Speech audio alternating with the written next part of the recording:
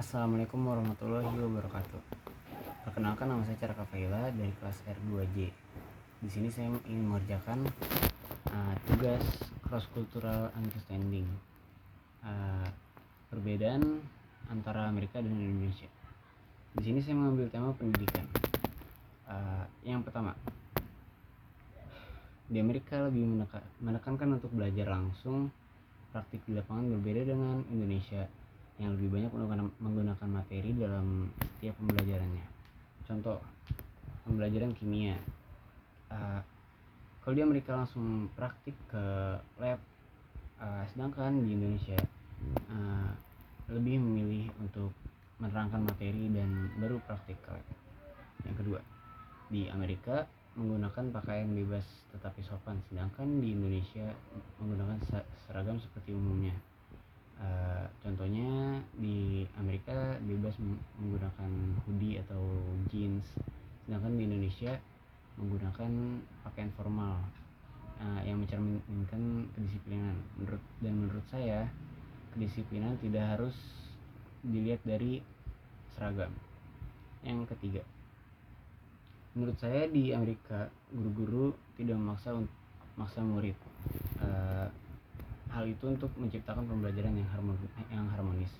Sedangkan di Indonesia masih ada yang memaksa murid untuk bisa sesuatu, dan itu membuat murid menjadi tertekan.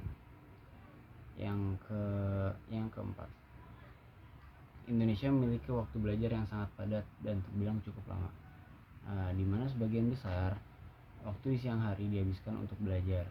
Sementara di luar negeri atau di Amerika, sebagian besar waktu siang dihabiskan dengan bermain dan belajar, berinteraksi dengan lingkungan.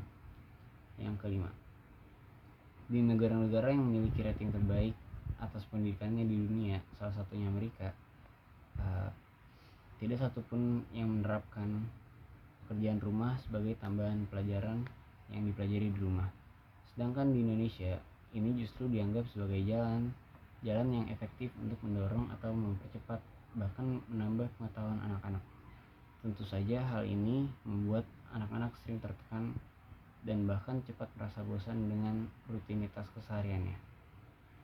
Yang keenam, di Indonesia porsinya lebih banyak belajar daripada bermain, dan sudah dibiasakan dengan mengerjakan berbagai pekerjaan rumah. Sementara di luar negeri atau di Amerika, fokus belajar anak di usia dini lebih menekankan pada bermain dan belajar berinteraksi, juga bereksplorasi tentang lingkungan sekitar. Yang ketujuh, di Amerika setiap tahunnya menampilkan pameran hasil penelitian atau penemuan siswanya.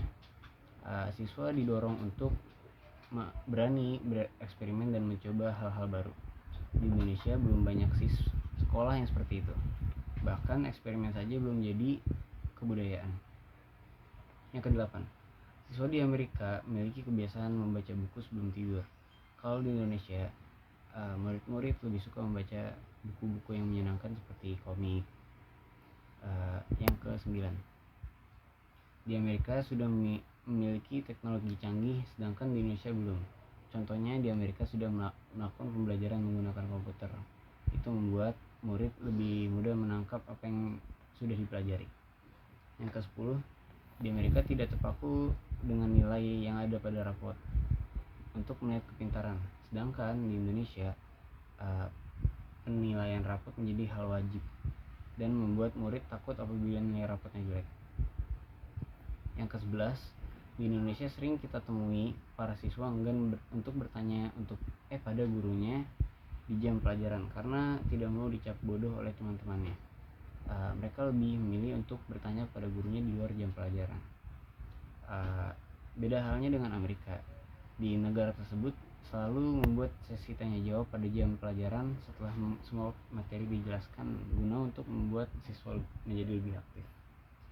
Yang terakhir, di Amerika tidak ada yang namanya perbedaan kelas atau pembagian kelas yang berisikan anak-anak pintar dan anak-anak yang biasa aja. Sedangkan di Indonesia dipisahkan dan membuat tembok bagi siswa-siswa tersebut.